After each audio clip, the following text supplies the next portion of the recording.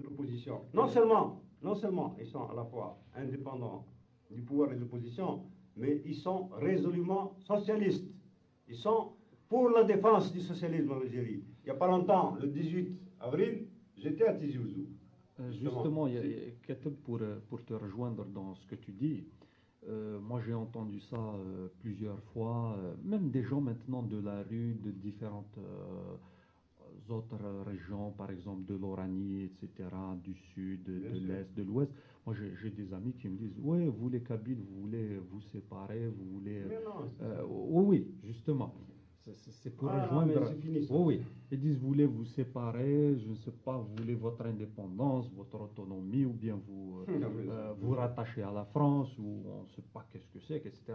Alors maintenant, moi je pense que justement, ces gens-là, ils doivent savoir que ceux qui ont lutté dans le mouvement là de Tizi Ouzou ont lutté pour toute l'Algérie, pour la liberté, pour le socialisme, comme tu es en train de dire. Ils n'ont pas lutté pour une région. Non, absolument pas. Jamais. D'ailleurs, moi je pense que je peux te dire, les événements de Tizi, les étudiants de Tizi Ouzou, je les connais tous. Pour la bonne raison que c'est des camarades quotidiens. C'est-à-dire, on ne peut pas me raconter d'histoire sur les étudiants de Tizi Ouzou. On ne peut pas me dire, je les connais un par un. Non, les étudiants de Tizi Ouzou sont des patriotes algériens sérieux, courageux. Hein? Ce n'est pas des gens qui cassent les murs ni les assiettes, rien de tout ça. Je crois même que le problème a été isolé spécialement sur Tizi Ouzou, puisque il y a eu un soulèvement national. Ça s'est passé dans toutes les régions. Il y a eu Oran, il y a eu Alger, il y a eu Bougie, il y a eu... Mais pourquoi que ce mouvement a été isolé spécialement sur Tizi Ouzou? Est-ce que c'est pour camoufler qu'est-ce qui s'est passé de l'autre côté? Parce que tout le monde faillit. Parce que tous les mouvements d'opposition, c'est des mouvements de salopards qui veulent le pouvoir. Quant au pouvoir, lui, il a intérêt à noyer le poisson. Donc on ne voit pas quelle heure. Mais finalement, oui, les étudiants de Tizi Ouzou, ils luttaient pas seulement pour la langue, hein? Ils luttaient pour le socialisme, pour tout le reste, pour le droit des femmes, pour tout le reste. Justement, ils sont donc il ne faut pas isoler les choses. Il y a eu beaucoup, justement, parce que le fait d'isoler le cas sur Tizi Ouzou, je pense qu'il y a quelqu'un qui a triché quelque part, parce que c'est un mouvement national, finalement. Oui, ça se soulevait un petit peu partout. Non, parce que, mais c'est très intéressant. Pourquoi Tizi Ouzou? Pourquoi isoler cette chose juste sur Tizi Ouzou? Parce que les manifestations se sont passées un petit peu partout. Attends, je vais te dire pourquoi Tizi Ouzou. Parce que Tizi Ouzou, c'est pas loin d'Alger. Je vais te dire, dans l'Orest, il se passe des tas de choses comme à Tizi Ouzou. Mais seulement c'est loin. C'est loin. C'est à 600 km. Tu vois, tu entends parler de ça un mois après. Tu comprends? Tandis que Tizi Ouzou est tout près d'Alger. Moi, je pense que Tizi Ouzou, c'est la Kabylie, tout simplement. Il faut isoler le problème. D'ailleurs, il n'y a pas de Kabylie, finalement, c'est la même chose. Oui, mais nous, il n'y a pas de Kabylie, mais dans un certain contexte politique, certainement, il y a une Kabylie où il fallait isoler le problème. Mais ce problème, c'est un problème national. Parce qu'il y a eu des ouvriers également qui ne sont pas des étudiants et qui ont participé à ce mouvement. Ceux qui l'ont isolé, c'est aussi certains mouvements d'opposition. Je pense que le pouvoir aussi peut-être a essayé. Ils avaient intérêt, parce qu'ils avaient intérêt à faire croire que le mouvement de Tizi Ouzou c'était eux, et que ce mouvement-là c'était eux. Or, ce mouvement n'appartient à personne. C'est un mouvement naturel qui a éclaté. Enfin, il faut se rappeler comment ça s'est passé. Ça s'est passé à propos de l'interdiction d'une conférence sur la musique ancienne des Kabyles à propos de Mouloud Mamri. Bon, c'est tout. Ça a été la goutte. Oui. Mais avant.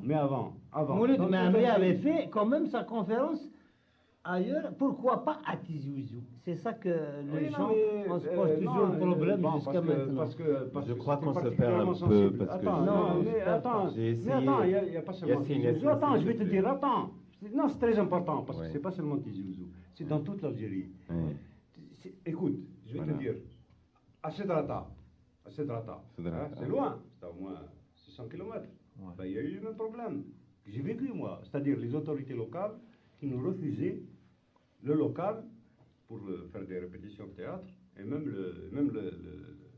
le droit de le faire. Et seulement comme c'est loin, hein, c'est Drata.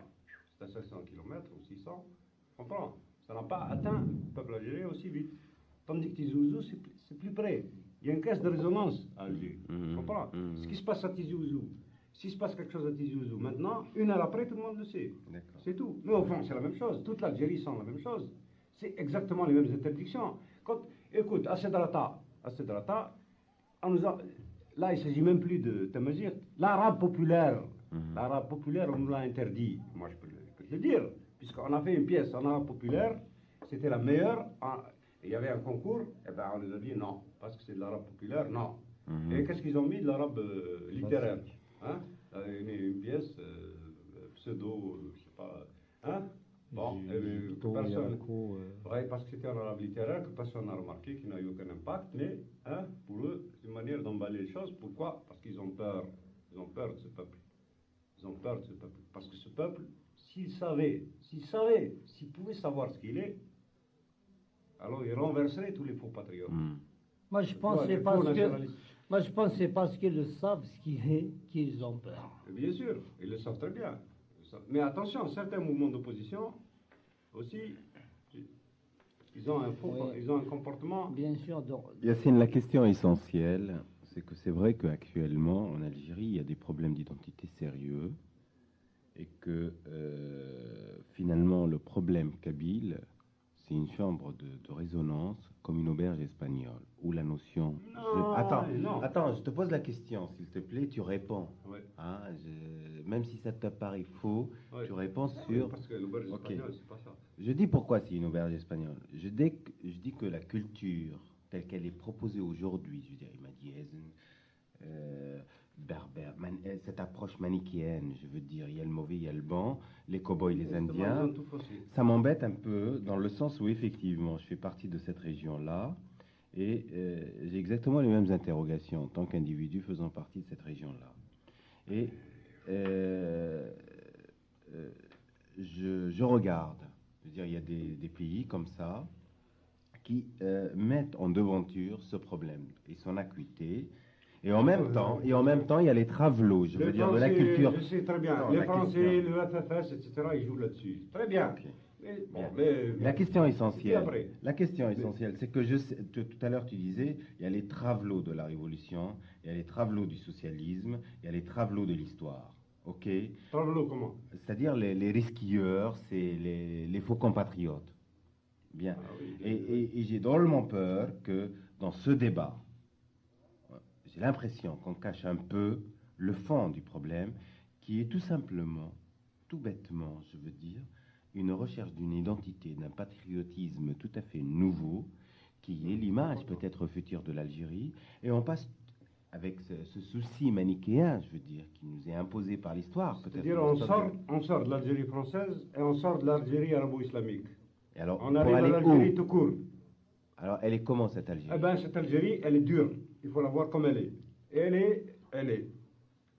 L'Algérie, c'est l'Algérie. Explique aux auditeurs un peu, je veux dire, cette Algérie qui est dans ta tête. Pourquoi veux-tu que nous soyons français ou arabes ou musulmans? Non, je veux rien. Moi, je te pose la question. Mais écoute, l'Algérie, elle est riche de tout ce qu'elle est. Ok. Hein? Bon, elle a toute son histoire. Pour celui qui veut la voir, pour celui qui est vraiment un patriote, pour celui qui n'est pas un imbécile, avec toutes les sources qu'il a, il peut très bien, s'il est sincère, il peut remonter, et il peut voir d'où vient. Hein? Et s'il est vraiment algérien, alors il doit épouser son histoire. Quel est le projet de société? Jusqu'au bout. C'est-à-dire, il doit arriver jusqu'au moment où la Kaïna se bat contre les Arabes et les musulmans. Et il doit prendre parti, pour ou contre.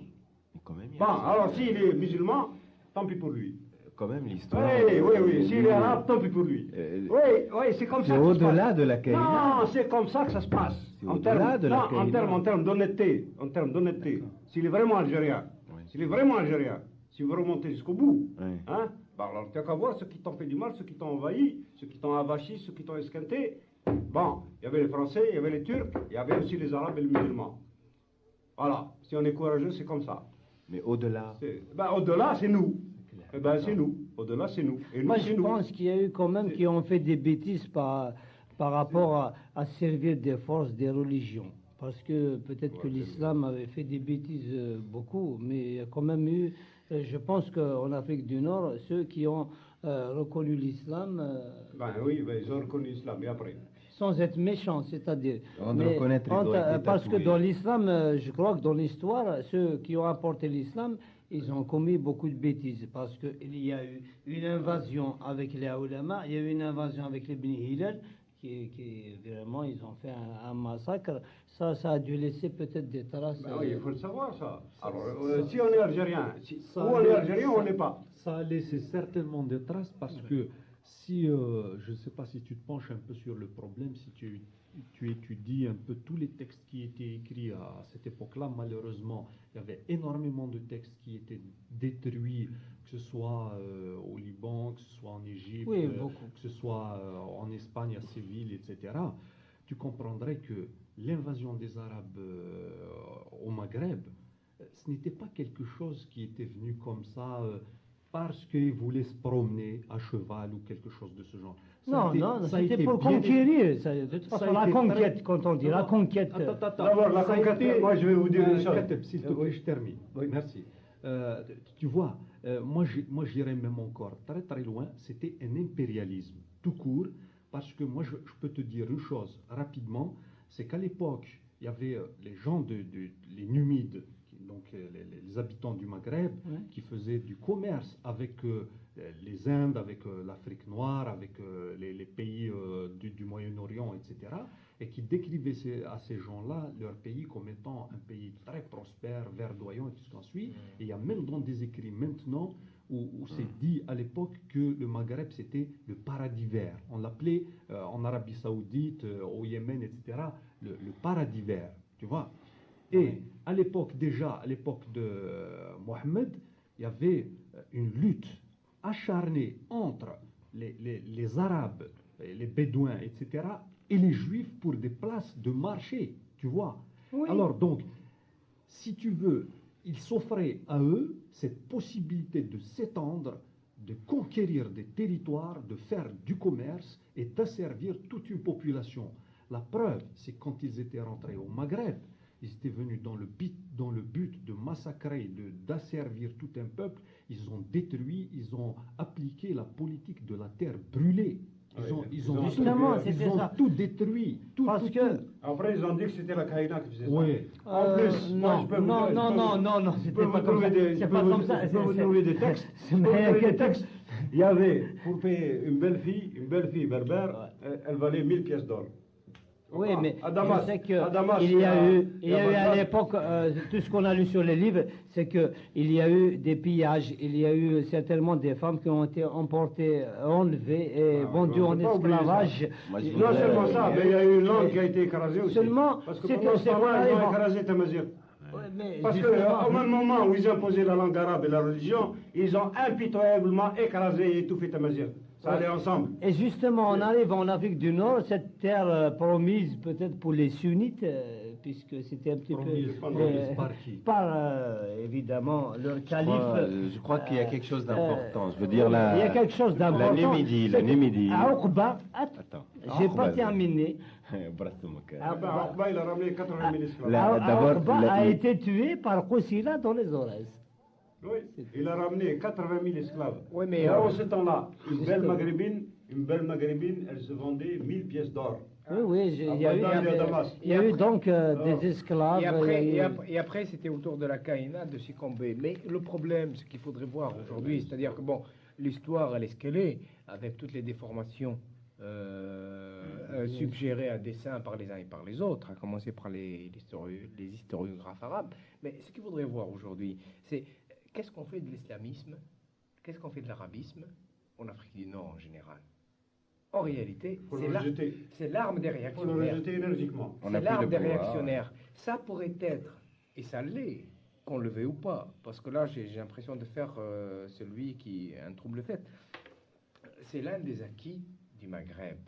La culture arabe et islamique, c'est l'un des acquis du Maghreb. Il n'y a pas de culture arabe ni islamique. Non. C'est antinomique. Non. Comment une culture peut-elle être arabe ou islamique? Attends, Yassine. Attends. C'est pas eux qui sont... Qu'est-ce que tu appelles d'abord un acquis? C'est un acquis dans le sens... Oui, mais alors dans ce cas-là, les Français aussi nous ont emporté. Ah non. Il faut rendre à l'histoire ce qui appartient à l'histoire. Ibn Khaldun n'a pas écrit dans une autre langue. Mais Ibn Khaldoun, d'abord, Ibn Khaldoun, c'est pas un arabe. Mais Yassine, il y a une bibliothèque. Mais écoute, Mais d'abord, Ibn Khaldoun lui-même, c'est pas un arabe. C'est un yéménite. Soyons rigoureux. Ibn Khaldoun, qu'est-ce que ça veut dire arabe d'abord? Mais il a écrit. Mais attention, mais moi je tiens. Non, ça veut dire rien dire. Qu'est-ce que c'est arabe d'abord? D'abord, arabe, qu'est-ce que c'est? J'ai pas dit qu'il était arabe, j'ai dit qu'il a écrit en arabe. Il y a un patrimoine maghrébin, qu'on le veuille ou pas, qui est écrit en arabe. Bon. Oui, mais qu'est-ce que c'est l'arabe? Je vais ouvrir une petite parenthèse. Je vais ouvrir une petite parenthèse. On parle chacun son tour, s'il vous plaît, parce que nous allons déborder la table. Non, un point qui est extrêmement important, parce que là, il essaie de prendre un argument qui est tout à fait faux pour dire que la langue arabe, c'est un acquis. Moi, je vais dire l'argument que tu prends est totalement faux.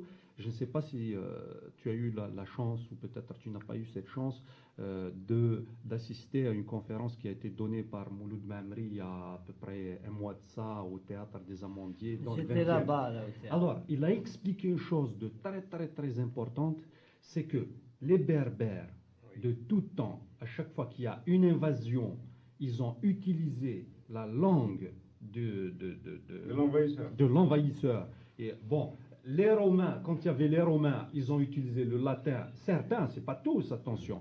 Ils ont utilisé le français. Ils ont utilisé. Attends, mais laisse-moi terminer. Non, mais je te demande pardon. Je n'ai pas dit laisse-moi terminer. Je n'ai pas dit le contraire. Je n'ai pas dit le contraire. J'ai dit simplement que ce Maghreb-là, il s'est toujours acclimaté à la langue et à la culture de l'envahisseur. Ça fait partie de ses acquis. C'est quelque chose qui lui appartient. Il reste une différence fondamentale. Non, quand même. Il reste une différence fondamentale. C'est une question de temps. C'est tout simplement parce que l'arabo-islamisme a eu 13 siècles derrière lui. Par exemple, l'Algérie française n'a eu qu'un siècle et quelques. Bon, mais c'est pareil. Les autres, ils ont eu plus de temps. Donc, ils ont, surtout par la religion. Surtout, à mon avis, le point numéro 1, c'est la religion. C'est là qu'on voit si on est des hommes ou non. C'est là. Et si demain, par exemple, qu'est-ce qui fait peur, par exemple, au gouvernement algérien, si les Algériens demain s'acclimataient à Tamazirt? Mais ça ne l'empêcherait absolument pas de vivre dans la mesure où il pourrait rester en place. C'est pas ça, la question n'est pas là. C'est une question anodine que je pose. L'important, c'est pas ça. La question, c'est la religion. C'est l'oppression. Attendez. Lorsque les Arabes sont arrivés en Algérie, ils ne sont pas arrivés avec la langue seulement. Ils sont arrivés avec la religion. L'arme la plus... Voilà, c'est là que nous sommes baisés, c'est là. Voilà, il faut être courageux. Il faut voir là où on est baisé, c'est là, c'est la religion. Hein? Maintenant, moi, je mets en accusation les trois religions. Hein? Non seulement en Algérie, mais en Palestine et au Liban. Tu n'as qu'à voir les Juifs, les chrétiens et les musulmans. Leur rôle. Tu n'as qu'à voir. Hein? Le rôle des fanatiques juifs. Hein? Qu'est-ce qu'ils font? Le rôle des fanatiques chrétiens. Je ne sais pas comment on appelle ça. Les phalanges. Il y en a beaucoup là. Et tu peux voir maintenant nos frères musulmans chiites qui tirent à leur tour sur les Palestiniens. Tu vois comment les religions sont tournées contre nous. Alors, par conséquent, à mon avis, les hommes véritablement courageux devraient commencer par nier, balayer toute religion. Courageusement, entièrement. Dire non.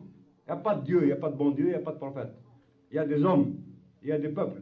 Allez, prenons nos responsabilités, et quand on sera mort, on sera mort. Assalamu alaikum. Moi, je voudrais recentrer un peu le débat, parce que toi, tu avais dit quelque chose d'assez important, Yassine. L'Afrique du Nord reste l'ogresse des civilisations. C'est-à-dire que dans un réflexe de survie, elle adopte une attitude historique. Bien. Sauf que, si à un moment donné... T'as pas parlé de l'ogresse? Oui, mais j'en ai parlé dans un sens autrement. Ok. Donc, il y a un réflexe de survie où, effectivement, l'Afrique du Nord, d'une manière ou d'une autre, du temps où elle s'appelait Numidie, du temps où elle s'appelait Africa, Ifriqiya, du temps où elle découvrait le circuit du sel, du temps où elle découvrait le circuit du cuivre. Eh ben, c'est intéressant. Attends, non, je veux recentrer exactement parce que... Bien. Les Arabes, ils ne sont pas arrivés comme ça d'un seul coup. Ils ont eu 7 campagnes, les 7 campagnes des 7 Abdallah. Bon. Après, ils ont envoyé donc les Égyptiens, là, d'Arab Saïd. Bien. Et à chaque moment, Hilal, à chaque moment, il n'y a pas eu soumission, il y a eu adaptation. Non, il y a eu rébellion. Il y a eu rébellion, à tous les coups. Bien. L'Aroui, par exemple, le Marocain, il disait, on nous appelait les exclus, les kharijites. Et il faisait une articulation à la religion musulmane. On va voir comment il a tourné. Bien. Peu importe. Peu importe. Déjà, Moi, ce que ça me dit, Yanni, ce qui est important, ce que j'observe, c'est qu'il y a un rôle déterminant, important pour toutes les civilisations qui ont déterminé la Méditerranée. Et on était présents chez les Romains, ils nous ont brûlés. Moi, je suis contre le terme civilisation. Ah. Moi, je suis contre le terme civilisation. Qu'est-ce que ça veut dire civilisation? On arrivera. Justement, on arrivera. Quelle Je veux civilisation? dire, il y a eu les Romains, ils nous ont brûlés. Il y a eu les Arabes, ils sont restés 13 siècles, ils continuent. Il y a eu les Français, ils sont restés un siècle. Les Turcs et tout ça. Il y a les Turcs et tout ça. Mais en même temps, le même débat revient, avec la même teneur. Oui. Bon, je ne dis pas qu'on n'a pas perdu les plumes à travers ce temps, cet espace-temps. Mais en même temps, si tu veux, la même chaleur, la même teneur du débat revient d'une manière ou d'une autre. Absolument. Bien. Aujourd'hui, faisant partie de cette région-là, je ne peux pas ne pas être exigeant. Dans le sens où, surtout, spécifiquement, par exemple, le problème, je l'ai observé au Maroc, je l'ai observé en Tunisie, et je l'observe en ce moment en Algérie. En Algérie, c'est assez spécifique, c'est l'auberge espagnole. C'est-à-dire que... Comment l'auberge espagnole? C'est-à-dire chacun je trouve reviens. ce qui est... Chacun trouve son compte. Même chez aujourd'hui, quand il dit « je suis un homme libre », dans le dialecte, dans la langue mère, c'est pas un hasard. C'est une stratégie qui se déclenche derrière ça. Comment une stratégie? C'est une stratégie. Mais c'est pas une stratégie de pouvoir. Écoute-moi, c'est pas une stratégie de pouvoir. Moi, personnellement, ce n'est pas au pouvoir que je pense. Hein? Je ne veux pas du pouvoir. Serait-il à ma portée que je n'en voudrais pas? Moi, c'est pas comme ça que je pense. Moi, je me tourne vers le peuple. Je méprise le pouvoir. Je n'ai aucune idée du pouvoir, je m'en fous totalement du pouvoir. Ce qui m'intéresse, c'est mon peuple. Il existe, il détermine. Mais non, à mon avis, le pouvoir n'existe pas. C'est là que vous vous trompez. Mais il écrit à sa mais manière. écoute, mais prends bien l'histoire. Quand tu prends l'histoire, maintenant, allons plus loin. Voyons le camarade Plekhanov, le marxiste russe qui s'appelait Plekhanov, et qui a le premier émis la théorie, l'individu dans l'histoire. Quel est le rôle de l'individu dans l'histoire? Est-ce que c'est les individus qui font l'histoire? Non. C'est les masses qui font l'histoire. C'est les peuples qui font l'histoire. Eh bien, les peuples, leur voix est claire chez nous. Elle est claire. Si les dirigeants se trompent, tant pis pour eux. Hein? Ça demande combien? 20 ans, 30 ans, 50 ans. Qu'est-ce que c'est la vie dans la vie d'un peuple? C'est rien. Mais le peuple, lui, il sait très bien. Il sait, parce qu'il vit. Hein? Et ce qui est intéressant, voilà, les gens, on ne peut pas placer tout sur le même plan, d'accord, mais je pense qu'il y a des... Pour un patriote algérien, par exemple, hein, supposons qu'il s'en tient seulement au fait, hein, ça va mal, tout le monde dit que ça va mal, on se plaint, hein, mais qu'est-ce qui s'est passé depuis l'indépendance? Quelles sont les forces qui se sont soulevées réellement, qui ont fait acte? Hein? Eh bien, c'est les barbares et les femmes. Hein? C'est les étudiants de Tizi Ouzou et les femmes. La même année, en 80. Tu vois, ça, c'est pas des choses qui se commandent. Attention, il ne faut pas croire que Tizi Ouzou, c'est le FFS et que les femmes, c'est les communistes. Mais il y a eu quand même ce FFS, finalement, au moment en 64. Oui, mais le FFS, ça dépend quel FFS. Parce que le FFS, moi, à un moment donné, j'ai cru que, puisqu'il s'appelle Front des forces socialistes, oui, je pensais que le FFS défendait les idées du socialisme. Or, dernièrement à Tizi Ouzou, ça a été tout le contraire. Ils se sont opposés aux étudiants sur quoi? Sur les idées socialistes.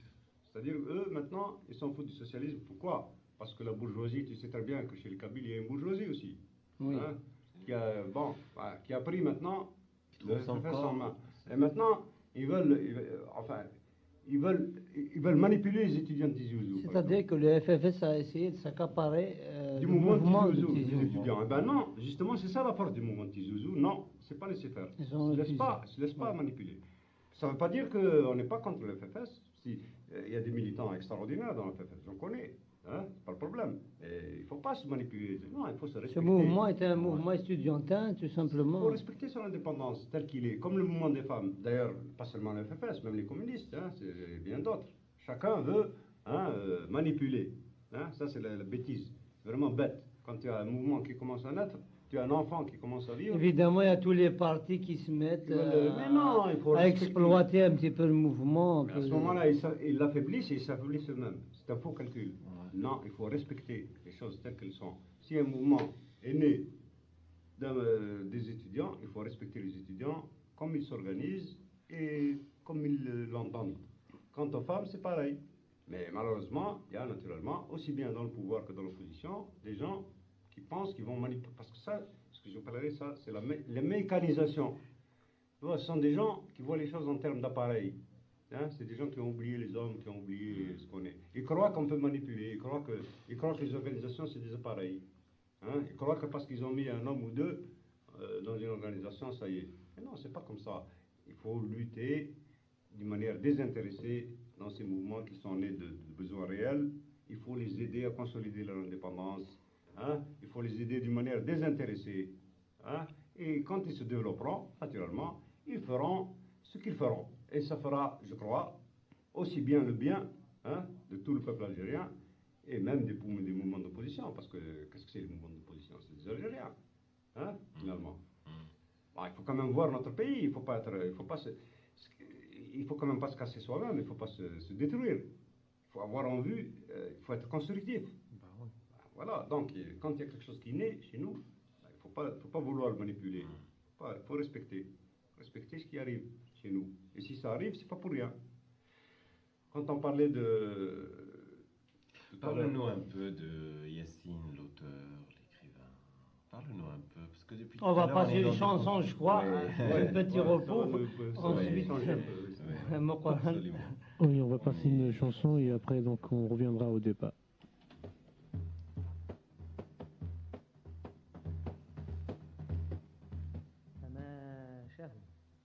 فما شهود سلولت تيتا تصنقر تيغري تغال السلاي فما شهود تبدات سكواليك من نذقول اوال يارضنا ديفق يغال يبدذ ذقمي سبلاغي تران خسران تيرقا تسو سمين ترنا يتمسلاي تزميك تمسلاي تطردق تغال اسفرو اللبلا وين ديالنا نتيذت يطفاو ذي وذيرول وين ديالنا نتيذت يطفر بلانا ديرول ثرولا ارملمي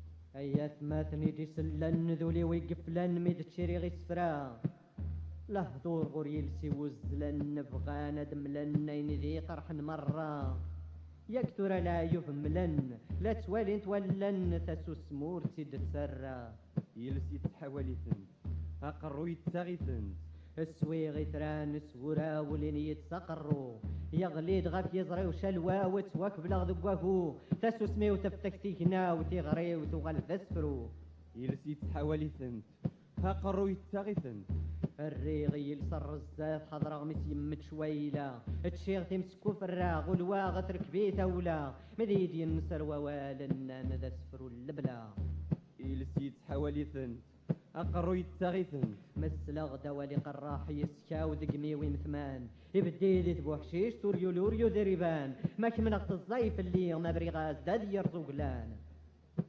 يلسي يتحواليثن أقرو يتساغيثن ورزنو زوغي السفراغ كندا طموبيلات ورزنو زوغ القرعان كندا سيانغ الخلاف ورزنو زوغ الثورة كندا بنوغ السرايات يلسي يتحواليثن أقرو يتساغيثن ورنقبيح لامر يربيح أيلس يلان ذاك سوم أشك يران ذا سنان أيلس يلان ذاك سوم نكا كراغ ذا سنان يلس يتحوالي ثنت أقرو يتساغي ثنت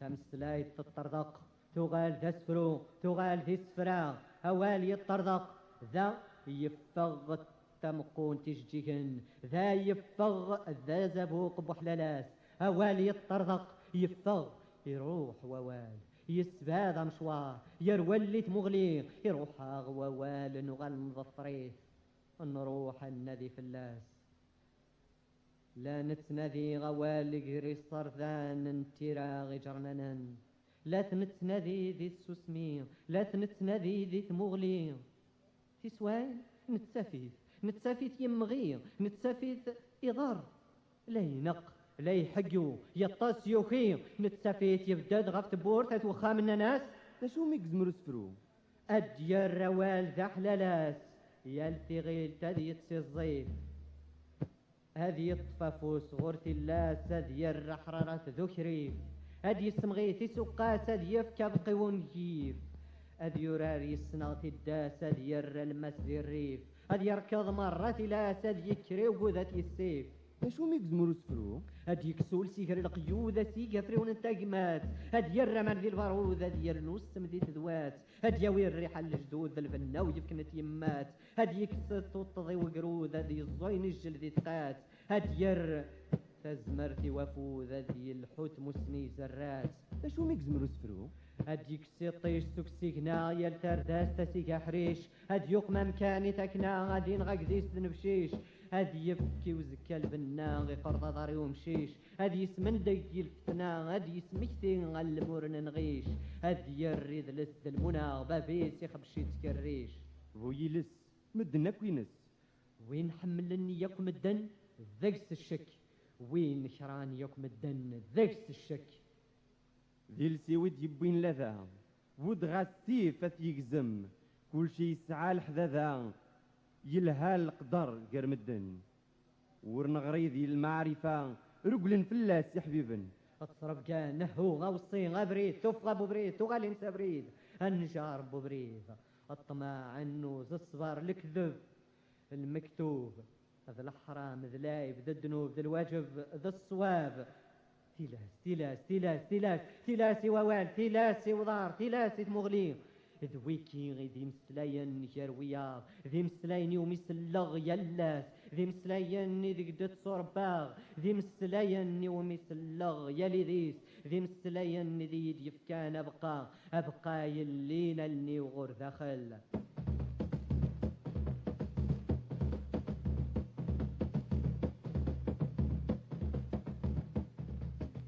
اللي غني غور داخل جيمانيو نوذا غيني اللندكي هين كمنغ هين يفزدلغ ثمغلي وتسلل دذي نفاق مقلغ يكرد دذي نفاق مقلغ اكرغ غور نفاق مقلغ وهمغ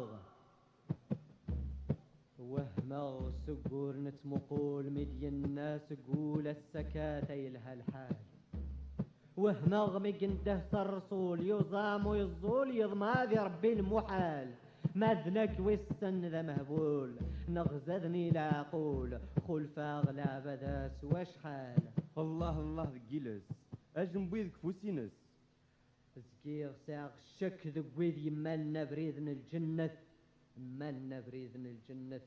ذي لوان إذ تسران ثذرت التمس وغاغ بريديو ضقراغ تمغلي وغور دخل ضقراغ تمغلي وغور ثمورت ضقراغ تمغلي وغور ثدرت ضقراغ تمغلي وثزيغ ورث وذمين ثزيغ ورث وذما ثزيغ ورالجار تزي سمدكن الخدمة سمدكن التكلية سمدكن الركبة تزي غرويذي السغن غرويذي الزنزوين السغن نزنزوين ذي ثيرا ذيك مسلين تزي غروين إذا قرويس النار بورار إذا قرويس يبويك تشيرت كارثو يثيس تزي غور تذرت بويذ اللكني نتسم ذقيا ذقواس يفوس زلمض ذاتنا ظفيرنا تمغلي تزي سيا وسيا تزي غير تمليليين أمش اللعب عقلية لباس أش مكت فنار يزاد الوسواس أنسيد الكير سقمين المكتوب سنكت الحيض صعب وضن الذنوب من ميدو ساعة يزكى الوقتا من مرات الزير يظلي الوقتا وسناش وسوسع السكد وس إيه وسوق ساعة هذا القرن في السوسة ايش دوك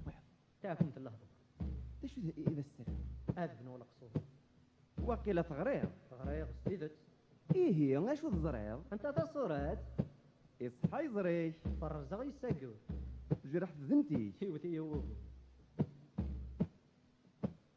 داشي تعلق ذا تصبيح انتك شي ورات الزلا ولاش الغاشي لاشي تسوالي اين الا المرة ايه هاشي تنيض وريت الريت مرة اتصيت الحياة لو دغدا كل بر ايه هاشي تزريض استدر غير الشفر لاشي تتابع هلا تيشيرت امك تستنفاض ركل غيتي ذات واقيلا تحقق لا تنادي غشرا اش راك تملا وتزري غارة واقيلا تناخذ النجلة سيترا ايدي نترفحو وردي صح ومكن ولا ضميش ولا حد المريض ولا غرفريش يمون دا يزري انوي ذي اسمك اسمي ومن والا انقي ذا خاميش ديال Voilà, je vous rappelle que vous êtes toujours sur Radio Beurre, sur 98.5 MHz. Je vous rappelle notre numéro de téléphone, le 255 17 17.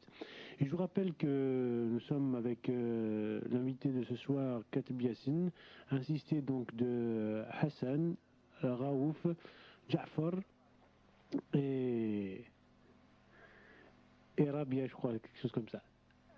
Voilà. Alors, on va poser encore quelques questions. C'est Taïb qui est... Taïb, voilà, excuse-moi Taïb. Hein. Non mais il n'y a aucun mal, aucun mal. Voilà, un petit peu d'humour pour un petit peu aérer le débat. Voilà. Donc, je voudrais un petit peu parler à Kateb Yassine un petit peu de théâtre. Parce que vous avez fait beaucoup de pièces, vous avez monté beaucoup de pièces à Alger. Je me rappelle qu'en 75, j'étais en tournée là-bas avec les Abranis. Oui. On avait assisté à une répétition d'une pièce de théâtre. Alors, dites-nous à peu près les titres, parce qu'il y a certainement des immigrés ici, ils n'ont pas vu ces pièces-là. Ah oui, oui. On va commencer par le commencement. Il n'y avait pas Mohamed prendre la valise. Voilà. Voilà, c'était ça la répétition. Ta valise, justement. Bon, vous savez à peu près, grosso modo, hein. Je ne veux pas jouer à l'écrivain, mais vous savez bien que j'ai écrit des bouquins en français. Oui. Bon, d'accord. Mais je suis algérien. Donc, à un moment donné, quand je retourne en Algérie, je vois que je n'ai rien fait, parce que c'est en français. Bon, ce que j'ai fait avant, c'était en français. Mais les Algériens, ils ne savent pas le français. Alors là, je me suis trouvé dans une drôle de situation, parce que je vois un jour un jeune, vraiment, hein, un jeune étudiant qui s'emmène avec mon bouquin là, à la main et me dit qu'est-ce qu'il y a là-dedans, j'ai pas compris. Bon, quand il m'a dit ça m'a vraiment bouleversé. Je me suis dit, mais qu'est-ce que je suis en train de faire? Je suis en train d'écrire pour les Français et les francophones. Et alors, et mon peuple, hein? Ah, mais je pouvais vous raconter en détail comment j'ai essayé 1000 fois de faire quelque chose. Mais c'était impossible. En français, il faut traduire, et puis, enfin, c'était pas ça. Je sentais que ça restait toujours dans un cercle limité. Heureusement pour moi, j'ai rencontré, à un moment donné, Ali Zamoum, qui était directeur de la formation professionnelle au ministère du Travail, et qui avait pris son travail au sérieux, c'est-à-dire que, tout en étant un simple militant, et même un fonctionnaire, il avait vu quand même que dans ce cadre-là, il pouvait aider une troupe de théâtre. Ce que n'ont pas fait les autres. Hein? Lui, il l'a fait. Il a aidé une jeune troupe de théâtre. Et on s'est rencontrés ici à Paris. C'était dans un meeting de solidarité avec les Marocains, justement. Bon, on s'est rencontrés, il m'a dit, si tu veux venir, il y a une jeune troupe. Parce que lui, il avait entendu dire que je faisais du théâtre dans le contexte français, quoi, en ce temps-là. Bon, je suis allé, puis ça a été formidable parce que on a commencé à traduire ce qu'on faisait en français, on a commencé à le traduire en arabe populaire. On a vu que ça marchait, que c'était pas sorcier. C'est-à-dire, mais ça, j'aurais jamais pu le faire seul, évidemment. Si j'avais été seul dans ma chambre, dans un bureau, tout seul, je n'aurais jamais pu passer des français à l'arabe populaire. Mais avec les autres, s'il me manque un mot, il y en a 10, parce que c'est des jeunes, c'est une troupe. Hein? S'il te manque un mot, il y en a 10 là. Tu vois, parce que moi je suis... Bien sûr. Je suis essentiellement communiste, c'est-à-dire moi j'ai une confiance chez les autres, pour les autres, tu vois. C'est-à-dire je ne me considère pas comme quelqu'un d'indispensable. Je pense que j'ouvre les oreilles quand je suis avec les autres. Tu vois, eh ben, ça m'a donné la force. Ça m'a donné la force à point, pardon. Hein. Maintenant, je deviens un vrai Algérien. C'est que je ne sais même plus parler français. C'est bien, c'est l'excellent signe. Mais les livres étaient bien écrits. Oui, oh, mais maintenant c'est bien. Moi, j'aime bien, tu vois, sortir du ghetto. Parce que s'il s'agissait d'écrire le français, seulement le français, je crois que j'ai écrit le français mieux que tous les Français. Hein? Et je crois que c'est pas la peine d'en parler, parce qu'ils le savent. Oui, mais ça... oui, mais ça, c'est rien. Tu comprends? Ça, c'est rien. Ça, c'est... si je m'étais arrêté là, je serais vraiment un con. Hein? Si je m'étais arrêté là. C'est-à-dire, je parle français comme vous et mieux que vous. Et après?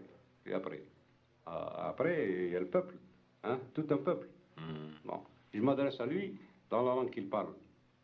Hein? C'est-à-dire l'arabe populaire. Et c'est une grande bataille que l'arabe populaire. Il faut bien comprendre, attention, là, c'est vraiment très, très, très important. C'est là, c'est vraiment, c'est une bataille terrible. C'est la bataille entre l'arabe littéraire et l'arabe populaire.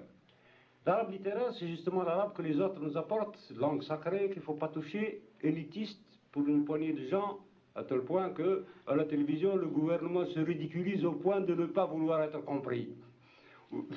Seulement par ces cercles dirigeants, qui sont des imbéciles en général. Bon. Zéro, fiasco total. Hein? Alors que l'arabe populaire, l'arabe vivant, c'est notre arabe à nous. Hein? C'est l'arabe que nous avons conquis de haute lutte. Hein? C'est l'arabe que nous avons brisé, violé, morcelé, cassé en 50 000 morceaux. C'est ça notre arabe, à nous. Hein? C'est notre revanche.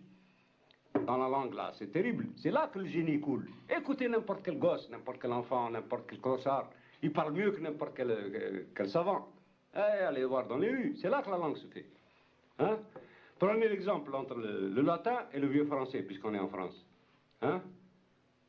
Quoi? Mais maintenant, c'est la même chose chez nous. On veut nous imposer une sorte de latin, hein? Une sorte de latin, un arabe figé, pédant, lourd, grotesque. Hein? Alors que nous avons notre arabe à nous. Et notre arabe à nous, c'est de l'anti-arabe. Hein? C'est un arabe cassé, violé par nous. C'est notre arabe à nous. Hein? C'est notre manière à nous. Ouais, oui, c'est ça, là éclate le génie de la langue. Le génie du peuple, c'est lui qui fait la langue.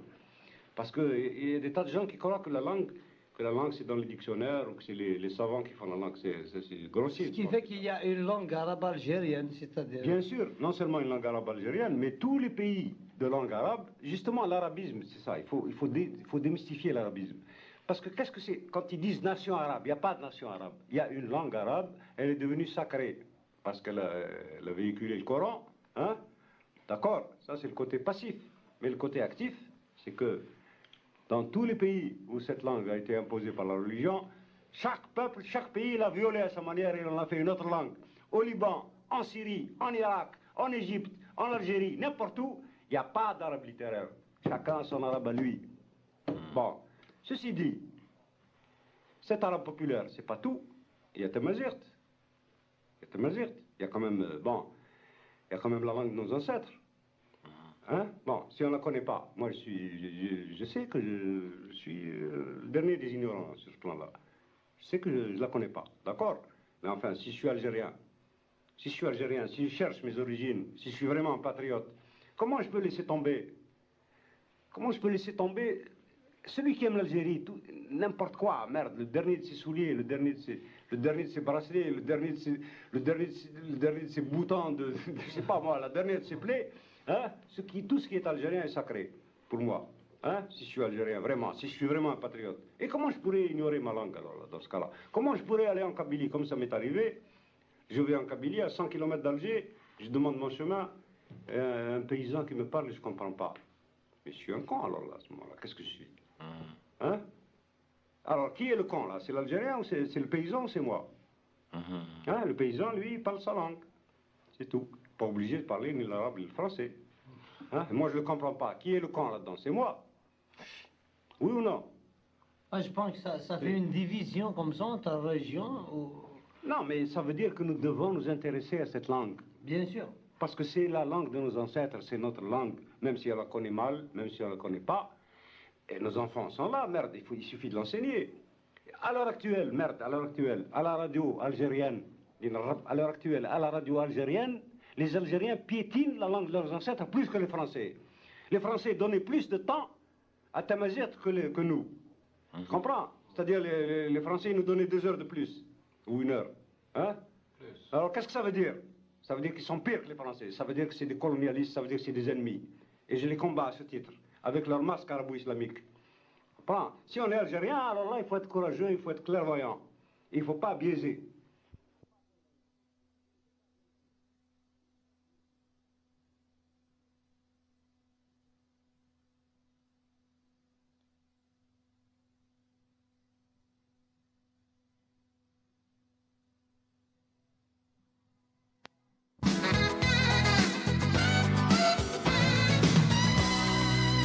So put your books aside, loosen up the suit and tie, and open up your heart and let me